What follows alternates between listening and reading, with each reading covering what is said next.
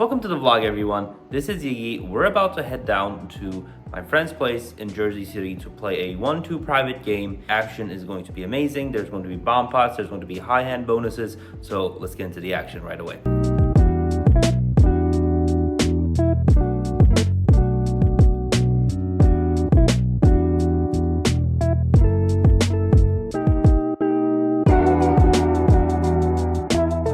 We buy in for 400, which is the table maximum, and the blinds are 1-2 with an optional $5 straddle. The first hand, we look at Jack 10 offsuit in the small blind. The under the gun plus 1 player opens the action for $6. Under the gun 2 player 3 bets to 16, the button player calls. This would normally be a fold, but it's literally the first hand of a night, and we're very deep stacked with this, guys.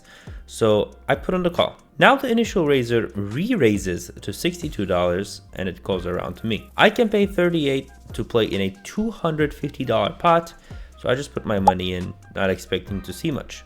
The flop comes Jack 5-8 rainbow.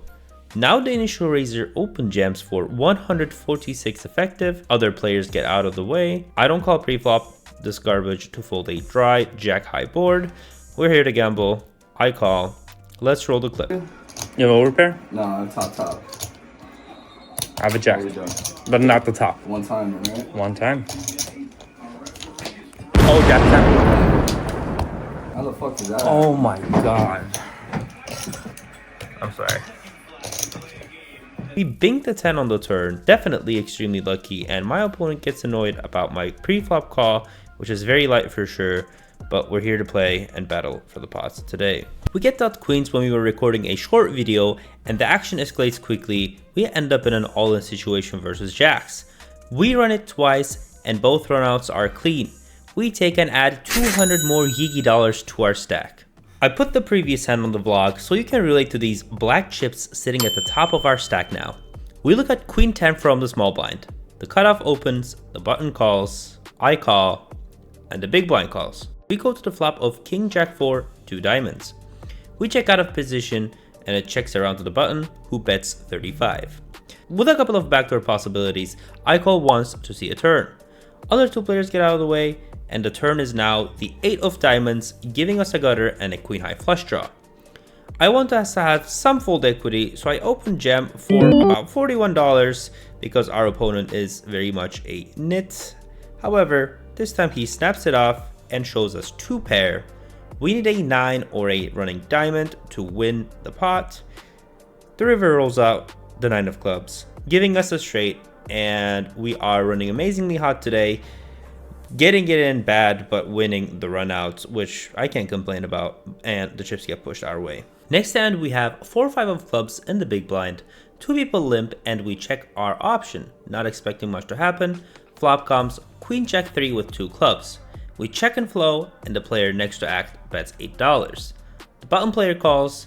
If I hit a straight or a flush, I want to be playing for stacks against a hand like weak top pair, or maybe 2 pair at some cases, so I race for 25. Both players call, and we go to the turn, which is the 2 of diamonds. We have an open ender to go with our flush draw now.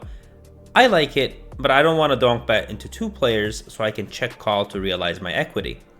Next to act bets 50. Which is huge. I put him on a 2 pair or a set that doesn't want to see more cards because any kind of draw would probably go smaller in multi-way action. The player before me folds because I have an illness that's called too many out syndrome. I flick in the call. Now we go to the river and it's a brick. I don't see a point trying to get 2 pair plus folded on this super dry board. Well, it's normally dry, especially when the river breaks. So I check and give up.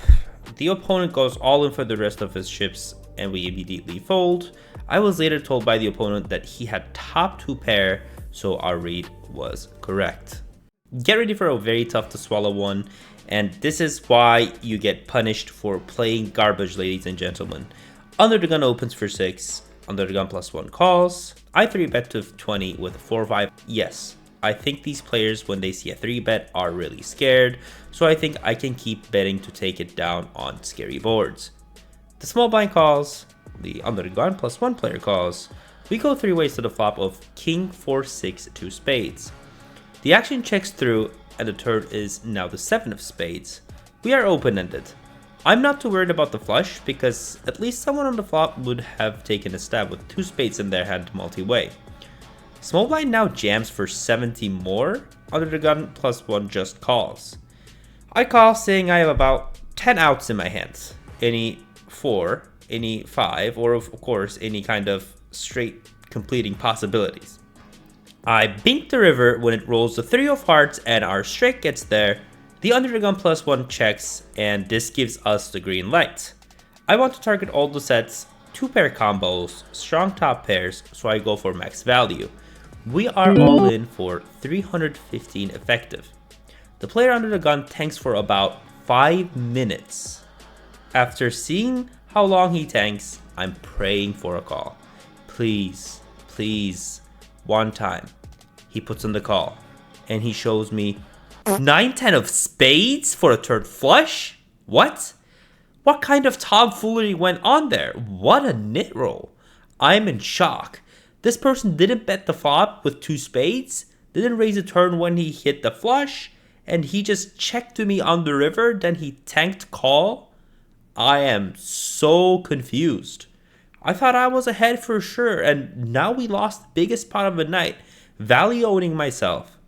But after that pot, I know my adjustments against this person now. We're going to overfold to his big bets and bet very small at high frequency when he checks, as he would fold a lot of his holdings. Frustrated with our baby stack, we look at my favorite hand of all time, 10-8 suited. There's a double straddle to $10. I call in position. 3 more players call after me. And now the double straddle jams for 80-ish without looking at his cards. And I am not joking. He actually did not look at his cards. My hand is suited. The cards are connected enough. So I put the call. The player after me calls and we go 3 ways into the flop, which comes Jack 10-6 rainbow. We check and flow, and the player on my left goes all in for 152. There's a 10 out there, and when the other player just calls a free flop, I imagine he has hands like 2 overs with backdoor draws. My tank can be good at sometimes. At first, I thought the call was maybe horrible, but then I thought about the worst case scenario, which is realistically if he wanted to trap with kings or queens, as he would probably check with jacks. I take that out of the picture. We're getting 4-1 to call, meaning we need a 25% equity to make this call profitable. My hand with a pair and a couple backdoor qualifies against the absolute worst case scenario, so I flick in the call. We find ourselves in a $600 pot all of a sudden when my opponent shows King Jack. If you made this far to help the run out, I would appreciate if you subscribe, because the run out looks hopeless until the 8 of diamonds hits on the river, giving us 2 pair, and we scoop another massive one. We look at the ducks from the big blind. There's a raise from under the gun to 6, the cutoff 3 bets to 12, the button calls, I call. The initial raise is now 4 bets to 40, it calls all the way around to me.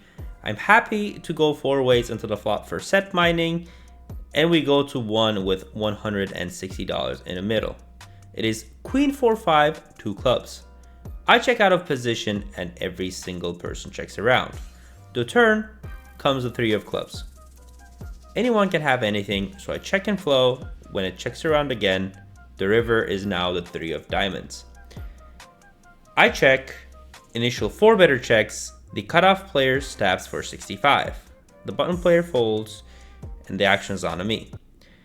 This is always a bluff, ladies and gentlemen. The issue is my hand even loses to a hand like 4-5 or ace-4, ace-5.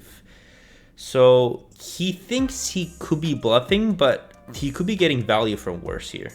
I don't think this player would bluff if he actually had a pair of some sort, because he might think that is good at the point. So when he bets 65, I strictly think he has 2 high cards that don't have a pair. I tank about 40 seconds, I flick in my chips, the under the gun player folds, and the cutoff immediately mucks his cards, and our ducks take it down. This is a very overbluffed line, so making the call was not too hard. I was just not sure if I was losing to their bluffs or not. We look at King Jack from the low jack position as under the gun +2 opens to $10. Next player calls, so a raise is in demand because of how light this game has been playing. This is normally a fold, but the guy who's raising under the gun can have so much worse realistically. I 3-bet the 35. The initial raiser calls and everyone else gets out of the way. Flop comes 5-5 deuce. First to act checks, I bet 15 as the pair low board would favor me a lot. The turn is a king, giving us an actual hand. When my opponent checks, I want to get max value from hands like sixes to queens. So I bet 50. My opponent goes all in for 185 total. I think he can do this with ace high flush draws, tens, jacks, queens, weaker king, so I put in the money. The opponent shows 5-6 for the trips. Yeah. You can now see how light this game is playing as people are raising 5-6 off under the gun. River breaks, we lose about 200 bucks, not expecting the 5 there ever. Next hand, we look at 9-10 of diamonds on the button. The cutoff opens for 20. I call and flow. The small blind now 3 bets to 75. Folds all the way around to the cutoff. Who calls? I can pay 55 to close the action, which is what I do. We go 3 ways into the flop of 6-9 deuce rainbow. The big blind now open jams for 132 more. I'm obviously not going anywhere as how light this game has been playing. I call. The opponent shows pocket eights and we have him in bad shape. The runout is very clean and we take another massive pot. Later in the session, we pick up queen 6 of spades in the cutoff position. The low jack opens for $7. I call, the small blind calls, and the big blind calls. 4 ways to the flop of queen 8-9 rainbow. It checks all the way around to us and I'm going to check it back here because I think I can get more value in later streets. The turn is a 10 of clubs. We obviously don't like it as a jack now makes a straight.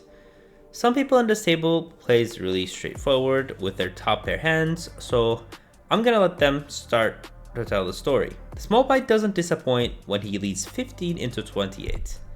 Leading half pot into 3 people is really strong, so the alarm bells are already going off in our head. I think this guy has a stronger queen most of the time, so I'm going to try to get him scared and go to the showdown cheaply by raising small here and making him check the river. I raise to 35 and he calls. The river is the miraculous 6 of hearts. 7 gets there as another straight. As planned, our opponent checks to us. Everything goes according to the plan about getting to the showdown cheaply, but I don't want to make it so cheap anymore. If my opponent had a straight, he would bet small here, try to get value for worse. Now, I want to get the maximum if he somehow has a worse 2 pair or a strong top pair. I asked to see his stack and he's very hesitant. It feels like we have the best hand. Last video, I was in an extremely similar situation with this exact player and I bet 30% pot and I got snapped. I told myself that if I ever was in a similar spot, I would size up, knowing that he would call bigger sizes with his top pair holdings. So I go 100. This may look like a very thin value and a very big bet on this dynamic board, but I trust my read and size up here. He snap calls, thinking we're beat, we reveal our hand, and we realize he was trapping all the way with ace queen and got sucked out on the river. I'm really with how I played this one as I was able to get the absolute maximum value from his top. Right after that hand, we look at king jack of spades in the low jack position. I open to a 15 over a $5 straddle, folds all the way to the straddle who makes the call. Flop comes queen 10-4 with 2 clubs. We have an open-ended straight draw, so I continue applying pressure and bet for 10. My opponent quickly makes the call. The turn rolls over the ace of spades, which gives us the best possible hand on this board. Now I'm really hoping my opponent has an ace or a 2-pair combo like queen 10. My opponent checks and I go 15. He very quickly calls. I just want to put the tomfoolery that I play on the river on this video because the mind games start getting tricky. It starts with me betting 150. They change it though. They make those. You? I know they make them, but like just make it because it was probably like a printing thing back in the day. It just was cheaper to make them. I don't like king 9 of clubs. Imagine if that's actually your hand. I wouldn't be thinking about it. I don't know. I feel like If you have Jack King and Jack 9, that's insane. Can I get another beer? Yeah, what do you? I'm double downing on my Clown Fiesta, and I'm gonna tell him I think he has a second nuts as well. Then I ask for a beer. Because usually when people seem to seek alcohol, they're supposed to be stressed about the situation they're in. So I intend to give a fake lifestyle. As soon as I pop my beer, my opponent says cheers and donates 150 more Digi dollars to the Master Fund. This is poker at its peak, ladies and gentlemen.